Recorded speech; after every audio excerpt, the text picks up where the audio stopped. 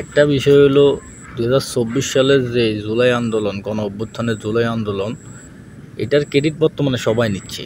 যেহেতু হাসিনা সরকার নাই, তার পতন হয়েছে, তো এটার ক্রেডিট যেমন জামায়াতে ইসলামী বলে জামায়াতে ইসলামী এটার মাস্টার মাইন্ড, এনসিপি তো সবসময় আছে, আর বিএনপি তো এটার মানে মানে যতবার নিঃশ্বাস হলো ততবারই বলে যে এটার মাস্টার মাইন্ড হচ্ছে যে বিএনপি। তারা এটাও বলে যে এবার যদি গণ অভ্যুত্থানে যদি তাদের পতন না হইতো, পরবর্তী আন্দোলন যেটা আসতো ওইটাতে মানে আওয়ামী লীগের পতন করে ফেলতো। তো যাই হোক, এটার একমাত্র সলিউশন দিতে পারবে সবাই, যেহেতু এটার দায় নিচ্ছে যে এটার মাস্টার মাইন্ড একমাত্র মানে যে দল বলে ওই দলই মাস্টার মাইন্ড।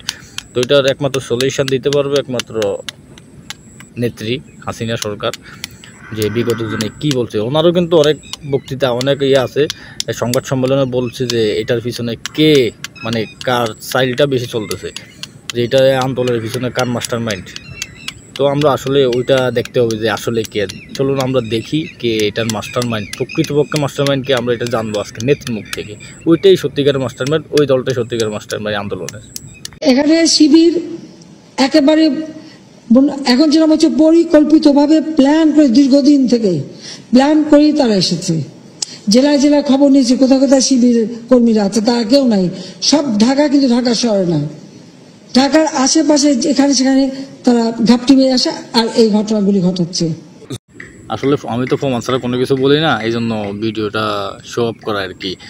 আর যে চলে গেছে সে বুঝবে আসলে তার চলে যাওয়ার পিছনে দায়ভার কার বা কে দায়ী। তো এটা উনি ক্লিয়ার করে বলে দিছে আসলে এটার আসল মাস্টার মাইন্ড কে। আসলে আমরা সবাই তো অতটাই ক্রেডিট নিচ্ছি না। ধন্যবাদ।